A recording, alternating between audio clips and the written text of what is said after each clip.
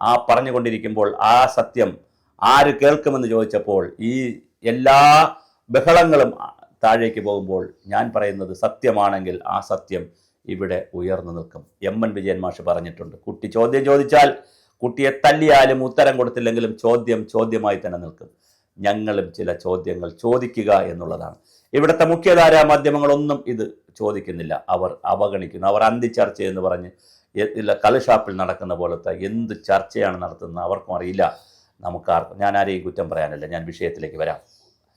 കേരളം രൂപീകരിച്ചതിന് 57 കേരളം രൂപീകരിച്ചതിന് ശേഷം 2025 എത്തി നിൽക്കുമ്പോൾ നമ്മൾ അറിഞ്ഞോ അറിയാതെയോ ഒരുപാട് കാര്യങ്ങൾ കേരളത്തിൽ നടക്കുന്നു.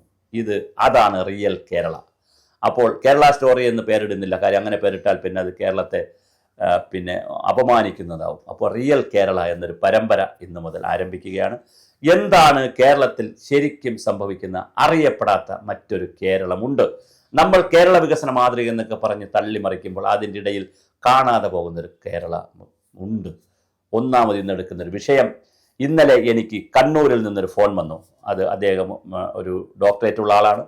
അദ്ദേഹം ഒരു പേരൊന്നും ഞാൻ പറയുന്നില്ല. അദ്ദേഹം എന്നോട് പറഞ്ഞൊരു കാര്യം, അദ്ദേഹം വർക്ക് ചെയ്ത സ്കൂളിൽ വന്ന എയ്ഡഡ് സ്കൂളാണ്. അപ്പം എയ്ഡഡ് സ്കൂളുണ്ട്, അൺഎയ്ഡഡ് സ്കൂളുകളുണ്ട്, ഗവൺമെൻറ് സ്കൂളുണ്ട്, അങ്ങനെയാണ് 3 ടൈപ്പിലാണല്ലോ. എയ്ഡഡ് സ്കൂളിൽ സർക്കാരാണ് ശമ്പളം കൊടുക്കുന്നത്.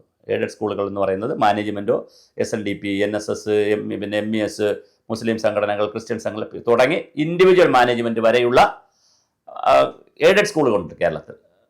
ആ എയ്ഡഡ് സ്കൂളുകളിൽ അധ്യാപകർക്കും മറ്റുള്ളവർക്കും ശമ്പളം കൊടുക്കുന്നത് ഗവൺമെൻറ്റാണ്, ഗവൺമെൻറ് സാലറിയാണ് കൊടുക്കുന്നത്. അപ്പോൾ ശമ്പള പരിഷ്കരണവും പെൻഷനും ഒക്കെ ഗവൺമെൻറ്റിൻ്റെ അനുസരിച്ചാണ് എയ്ഡഡ് സ്കൂളിൽ വരുന്നത്. എന്നെ ഇന്നലെ വിളിച്ച അദ്ദേഹം പറഞ്ഞത്, അദ്ദേഹം വർക്ക് ചെയ്തിരുന്ന സ്കൂളിൽ 2 വേക്കൻസിക്ക്, അത് ഹയർ സെക്കൻഡറി സ്കൂളാണ്, 2 വേക്കൻസിക്ക് PhD ഉള്ള 2 പേരിൽ നിന്ന് ഓരോ കോടി രൂപ ചോദിച്ചു.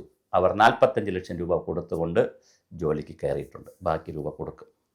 നേരത്തെ +2 വന്നപ്പോൾ അതിൻ്റെ സാലറി ഇപ്പോൾ 65,000 രൂപയാണ് ബേസിക് സാലറി എങ്കിൽ, അല്ലെങ്കിൽ സ്കെയിലിൻ്റെ അടിസ്ഥാന ശമ്പളമെങ്കിൽ 65,000 ഇൻറ്റു ലക്ഷം, അത് കണക്കാക്കി ലക്ഷം, അപ്പോൾ 65 ലക്ഷം.